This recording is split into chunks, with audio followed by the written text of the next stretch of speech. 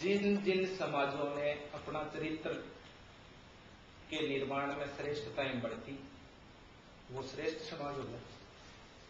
जिन समाज ने अपने चरित्र की श्रेष्ठता की तरफ ध्यान नहीं दिया, वो पिछड़ा समाज हो गया। ये पूर्व काल में भी थी और वर्तमान काल में भी है। आज भी कोई भी समाज आरक्षण का प्रस्ताव लेके पिछड़ा आयोग के सामने, अनुसूचित जाति आयोग के सामने जब जाता है तो उसको ये समझाना पड़ता है कि मेरे समाज में ये पिछड़े होने के आधार हैं। उनमें पुनर्विवाह भी आता है, विधवा विवाह भी आता है, अनेक विवाह भी आते हैं, बाल्यकाल के विवाह भी आते हैं। ये उस काल में भी गलत आधार माना जाता था और आज के काल में भी माना जाता है।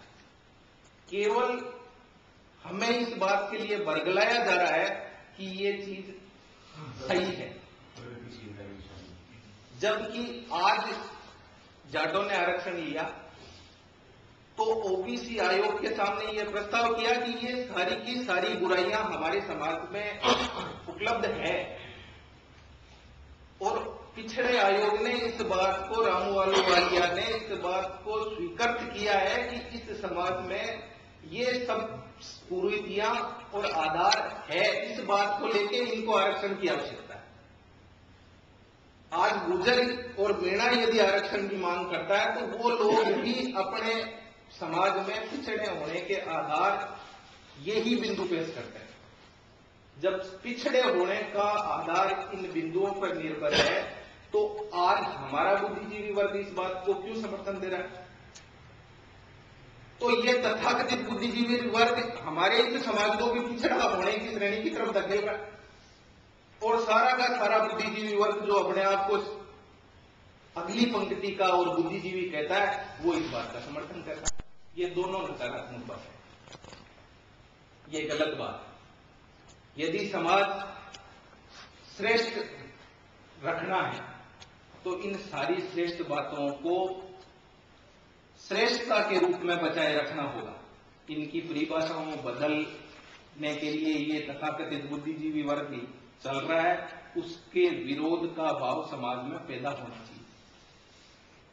आज हो ये रहा है, प्रत्येक बुद्धिजीवी वर्ग अपने इन तर्क और आधारों के आधार पे अपने अपने समर्थन में मत जुटाने में लगे हुए हैं, और हम सारे के सारे भी उसके पक्ष में सर हिला रहे हैं। उसका कारण यह है कि हम इस बात की खोज की तरफ नहीं जाना चाहते कि वास्तविकता क्या है। रोज अखबार में छपती है ये बात, हर व्यक्ति को यह पता है। जितने भी आरक्षण की दौड़ में लोग शामिल हुए, सिवाय राजपूतों के आरक्षण की मांग का मुद्दा पिछले 15 साल से चल रहा है, पर एक भी राजपूत ने अपने आरक्षण लेने के आधार के इन बिंदुओं की तरफ किसी का भी ध्यान नहीं किया।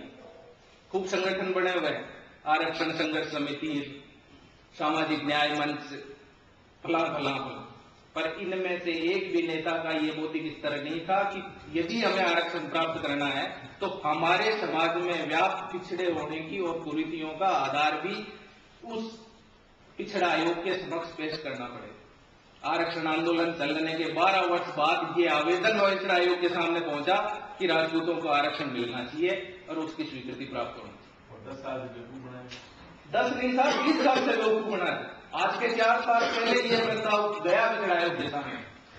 उसका कारण क्या है कि जितने भी आरक्षण की मांग करने वाले हमारे नेता हैं, वो एक भी स्नातक स्तर तक की शिक्षा प्राप्त नहीं है।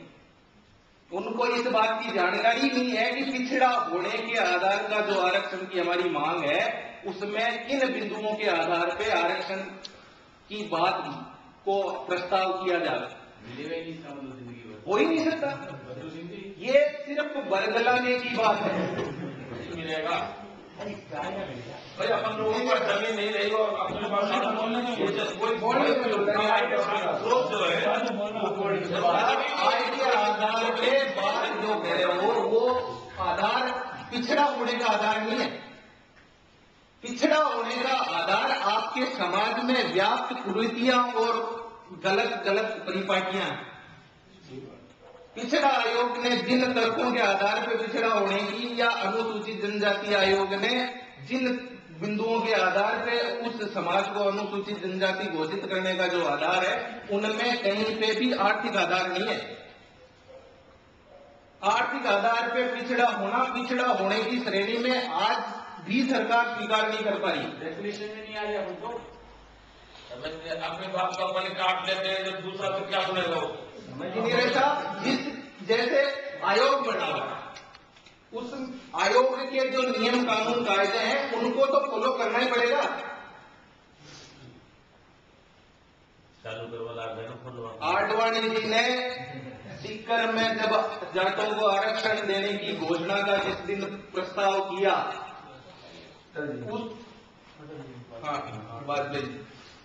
उसके 2 दिन पहले रामू आर्या के घर पे जाके इनके तथाकथित सामाजिक नेताओं ने रात को उस आयोग की स्वीकृति प्राप्त कर ली। और हमारे नेताओं में आज तक इस बात का विवेक पैदा नहीं हुआ कि उस आयोग या किसी चीज की स्वीकृति हम प्राप्त करने का प्रस्ताव तक उनके पास भेज सके।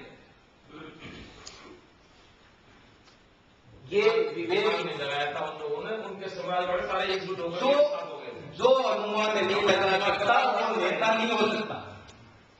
समाज के भविष्य की बात आरक्षण के आधार पर तय करने वाले ये लोग समाज का बरगलार है।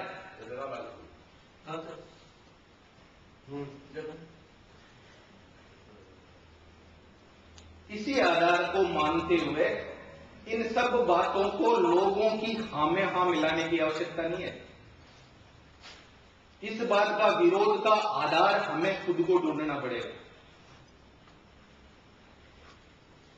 पत्नी होना एक बात है और अनुकूल पत्नी होना दूसरी बात है। हमारे समाज ने केवल पत्नियों को वो सम्मान नहीं दिया है जो सम्मान अनुकूल पत्नियों को दिया है। और ये सारी बातें जब पत्नी अनुकूल नहीं तब तक उसका सम्मान उस स्तर का नहीं रहा। इसके खूब उदाहरण है। हमारे बौद्धिक में भी ये बात आती है, जिसमें कृष्ण जी का भी उदाहरण है, शंकर भगवान का भी उदाहरण है, 2-3 सतियों के नाम है, उनके भी उदाहरण है।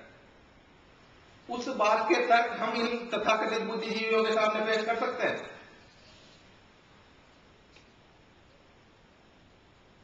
और कृष्ण जी ने जो बात संकल्प की कही वो एक मजबूत आधार है।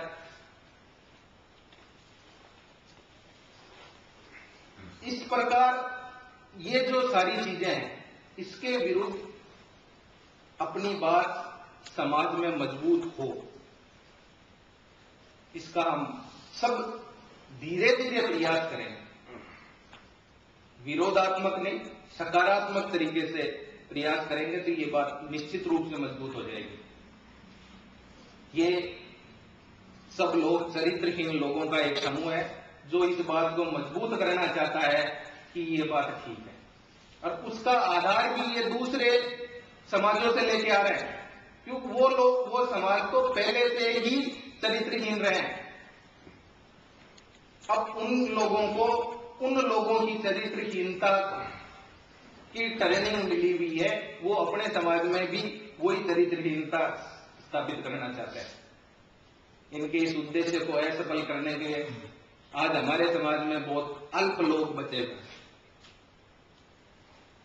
इस चीज की जिम्मेदारी को महसूस करते हुए बढ़ाएं तो ये बात मजबूत हो जाए। ठीक है साहब।